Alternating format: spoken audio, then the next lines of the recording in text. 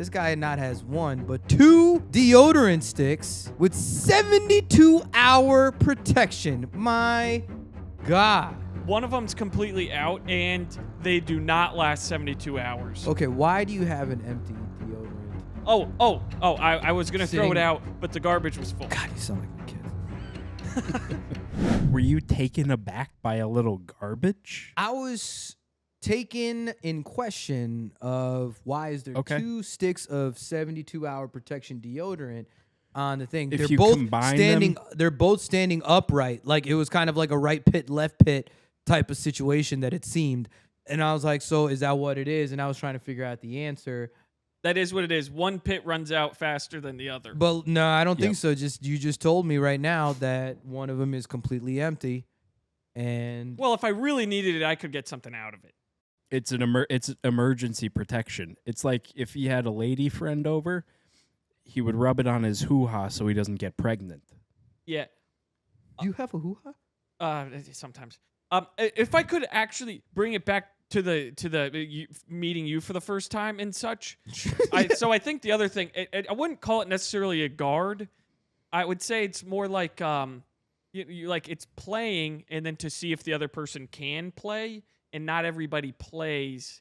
So then you kind of know. That's also part. You know immediately. It's like, all right. Yeah. But you played very well. Yeah, I think I kind of understood exactly where Griffin was coming from. You know, he's very much protecting himself. You know, more than he would protect you, he will protect himself first, right? And so this guy is like, nice to meet you. It's true. You are not allowed to know anything about me until I feel safe, and then I'll just let one slip through the rubble every once in a while, and you can just go ahead and determine where does this get played? Where does this really go? You know what I mean? Is it trash? Is it trash facts? Or is it part of the man that is molded to the muffin he is today? The sweaty muffin. Yes. Yep. Fucking sweaty muffin. And to my credit, it was a very tense situation because we had never been invited to an after party before. And when we got there, there was a lot of different things going on in that what seems to be deserted warehouse at 2:00 in the morning. A lot of dudes. Heroin den. A lot of dudes. Yeah. Oh, yeah. A lot of fucking dudes always came up through sharks and shit in that very confined space. And there was a punch bowl full of punch. Yeah, dude. And then, like, credit to cake? Noah Shark, man. Like, I honestly, Agreed. I have such great respect for that dude, Noah Shark. Like, even the Sharks Festival, like, he's really grown it, really developed it. I mean, he's got crazy great lineup of comedians that are coming to headline some of these spots. And are you guys on it or no? No, I'm not going to be in town, and Griff's not in town, so we didn't submit for this year. Yeah, so I submitted. He put me on the very first show. Mm-hmm. Which, like, for me, it's kind of like, I know Shark's thinking behind that too, is because, like, my energy dynamic is very, like, sometimes explosive, and I bring a lot of dynamics a lot and stuff. Sometimes it's low, sometimes it's high, but most of the time I'm, like, very, like, high energy. So, but just the lineup that he has multiple shows, and now he's really involving the Metroplex, where Dallas and Fort Worth is coming into the play. So, I mean, shout out to Shark, because that man Noah has been really growing and developing, and he keeps carrying around these coattail riding friends to and growing the scene. Yeah. Although he had one big breakup recently where somebody who's no longer part of his brand and shows. Yeah. You know who you're talking about? I know who you're talking about. I know. So does Griff. Well, Griff doesn't know about it, but we'll talk about it after. Which, I mean, is just kind of like, can I just say the I got name no that hate. I'm, I got that no I'm hate towards the guy. Thinking? Huh? Max. Can I just say the name that I'm immediately thinking? Yeah. Sure. Paxton? No, Greasy Gordo. No, yeah, Greasy Gordo. No, for real? Oh yeah. They've and dude, Greasy Gordo is just, I mean, he's a known piece of shit. He knows he's a piece of shit. and he has terrible fucking habits. He's like, I have no hate towards him whatsoever. I really don't. And even with like, I like him. yeah, he's unequivocally himself, which, you know what I mean? So like for me, it's kind of like I would rather you be an honest piece of shit than lying to yourself and everybody else of you not being the piece of shit that you actually are. You get what I'm saying? And so it's kind of like, oh yeah. so, but he's just not showing up for Noah in the times that he's said that he would. And so it's like, I told Noah, I'm like, dude, like, I know you got love for him. I know you want to see him do well and stuff, but like, it's not your job. And like, this is your brand. This is your business.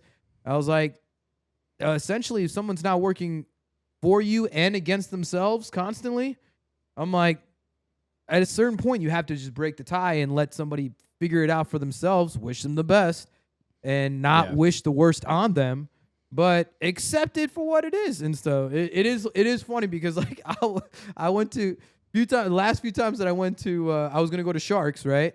And Sharks was kind of stacked. And so I was like, you know what? I'll wait a little bit. And usually Noah you'll just kind of put me in on the lineup if there's like an open mic or whatever. And so then I'll go to Twilight Lounge, and I was like, oh, I'll sing one karaoke song at Twilight Lounge in Deep Ellum, come back. That's where Greasy Gordo goes now.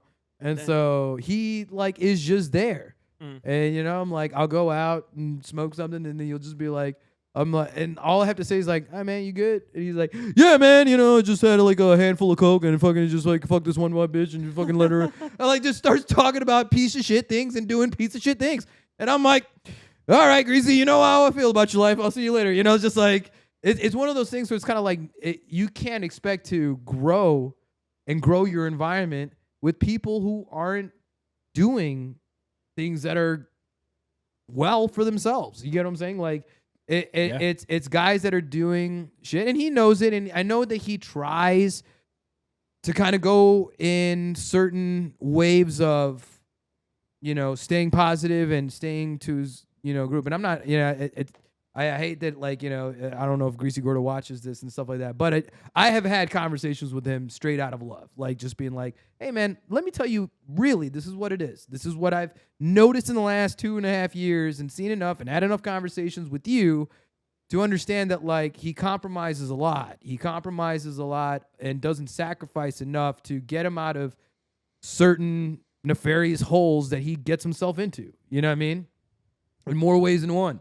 And so he justifies it and continues like certain habits that really don't benefit. And this is not just Greasy Gordo. This is a lot of people, especially in the comedy game. You know what I mean? Like a lot of people who think that they can't be funny without certain substances and all that kind of stuff. And I'll be the first to admit that, like, I know that I put on a totally different show if I smoke a little bit and like come out to like party and shit. Like I know that I'm gonna bring a different side and everything like that. But if you habitually bring it into your life to a point where worse things too, like worse like vices too. Yeah. Oh yeah. Exactly. It's like way worse vices, and you keep justifying certain actions within your life and why you do certain things, and pretty much end every explanation with, I don't give a fuck.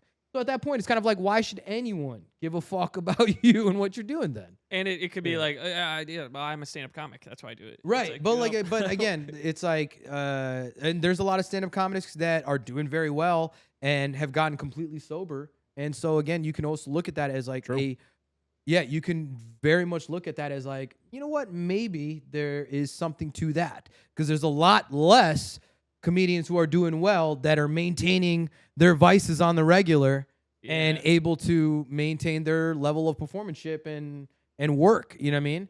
And so, like, again, it's kind of like I will allow anybody to make their own excuse. You think comedy almost is that, like, I don't know how I want to say this. It's almost like I'm blanking on the word here. It's kind of like what gets them to that point to be able to. I think it could, because I mean, what is comedy but literally bringing a light to most of our biggest struggles and insecurities and our demons. But it almost like explains, or it's a justification for partaking in those vices. For sure. Yeah, but it's that's on the individual. You know what I mean? That's not comedy doing that. That's you doing that. Sure. Right. But is that the perspective around comedy, at least for that person? Like, oh, I'm in a dark, dingy basement. This is just the expectation. It could be, but again, they're giving themselves that expectation in the same sense of why they do comedy. In the Yeah, first I'm not place. saying it's correct. Right. No. I'm not saying that you. I'm not thinking that at all. I'm just saying that like what you're saying is that like, do you think that people pretty much do those habits, especially if they're in the comedy game, because it's almost like the only answer that tends to present themselves as they are doing comedy. It's like Sure, the yes. only thing that like essentially keeps them going to allow them to continue to do comedy and whatever else, right? Like I guess a shitty story is still a good story if you can tell it, right? Like Yeah. a bad situation or, you know what I mean, your turmoil could be a great comedy bit. And so ultimately, yeah, people could be using a justification, but the way I see it is that you're the same reason you're doing comedy is the same reason you're doing drugs. They like So like so intertwine, to your so again Yeah. it's kind of like but it's like it's like the reasons you do comedy is the same reasons why you still do drugs. When the two don't go hand in hand, you're just allowing it to. yeah. In order to like justify your reasons to continue to make bad habit and bad choices for yourself. You know what I mean? It's almost like I'm a stand-up. I'm gonna do drugs. I'm not gonna do drugs without. Like I'm not gonna do stand-up without. Because drugs. you can be like, I'm gonna do stand up and stop doing drugs, and you can still be that guy and probably be more successful. You know what I mean? Like More stable. You'll be more stable. You'll make Yeah. more conscious choices that are not looking at short-term games, but more long-term. You know, and ultimately, like you won't catch yourself having to make excuses for the bad moment you had on stage. You know what I mean? Like I think it's easier for somebody to bomb.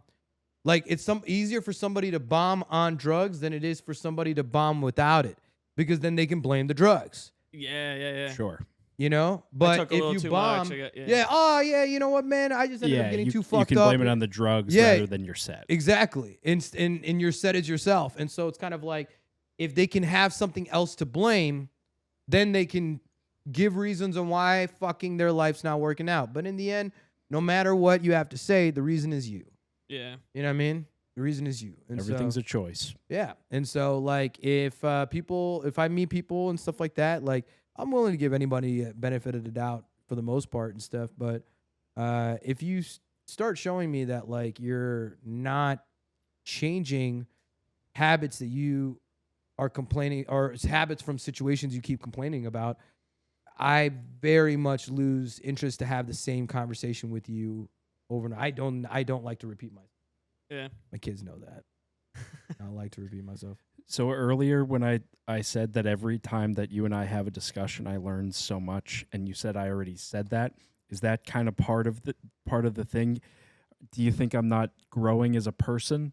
No, I think that you're just giving a repetitive compliment to essentially reaffirm this feeling that you have. It continues the to second grow. time is never funny, but the third and fourth time becomes funny. Yeah. Well, now that it's actually coming from you, now I'm thinking the more times you say you don't mean it, to be honest. Oh, that's very false. I'm like, do you know the game 2K?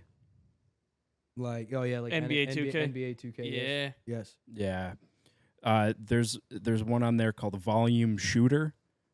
It's like a power up that you can get, and the more shots you take, the better you get. Oh. Yo, are we playing 2K tonight? I think we might be playing 2K. We might be playing 2K. I've got a neighbor who's coming over, and we're moving from this apartment complex like next week, and so we're doing dinner with a couple of the neighbors tonight. But after that, Hit me up, big dog. Big night plan. Shawn, do you want to play NBA 2K with us? I wouldn't even have the proper portal or like the platform to be able to even join you guys. But we're gonna live I- stream. But definitely not. I'm not a big sports ball guy. I Yeah. did like NBA Jam though. NBA Jam was great. Oh yeah. I really did like NBA Jam. I also liked NBA Street. Like when that shit was on. What do you like about it? Oh man, like it was just it was similar to like NBA Jam, but like You everything hit was like, people and stuff. yeah, and then like it's got like the like you're on fire, like that type of stuff, You pull up from full court and you drain a Yeah, three. yeah, like you can dunk from the 3-point line. You know what I mean? Like, yeah, that type. I don't want real sports. You know what I mean? But I'm not a big sports guy. Like, I understand everything that's going on. Mhm. Like, I stay essentially current or relevant, I guess, within what's happening. But I don't watch it like effectively. And I feel like I'm always, no matter what is being shown, if I don't watch it, like social media is gonna give me the highlights anyway. You know what I mean? Yeah, that's a good point. And so I'm just kind of Save like, on cable. no, it has nothing to do with that. Oh, it does for me. Well, I mean, I only pay an internet bill anyway, so. Do you think this is because you saw Michael Jordan play, so now everything after that doesn't matter? Never got to see Michael Jordan play. Yeah, well, not live at least. I mean, my family's, they're big Chicago fans, Bears, Bulls, and we watched, especially when Bulls did their dynasty three-peat or whatever. We watched every single game, you know. I remember at one point when we had the finals and it was like a game 7 type, that one of them, and like my cousin and my dad brought out one of our spare big tube TVs outdoors, and we had a big cable running out the back door. That's sick. And watched it through the tube, and we're grilling in the backyard and watching it on this fucking piece of shit TV. That's awesome, though. But Was it like one of those big flat screens that like? Oh, this was not took a- flat. I'm talking about the big fat tube TVs, the ones that are like The big box. And yeah, it's, wide it's a giant as box. Yeah. Yeah, I misspoke in flat screen, but I that was what I was picturing. Yeah, we're like the screen is not like its material now. It is like the full on glass. Yeah. Like yeah. Sometimes they'd make it They look were heavy like as shit. furniture. They'd have like wood Like- paneling on the side. Yeah. This one had that. It was like a wood paneling on the border and shit, bro.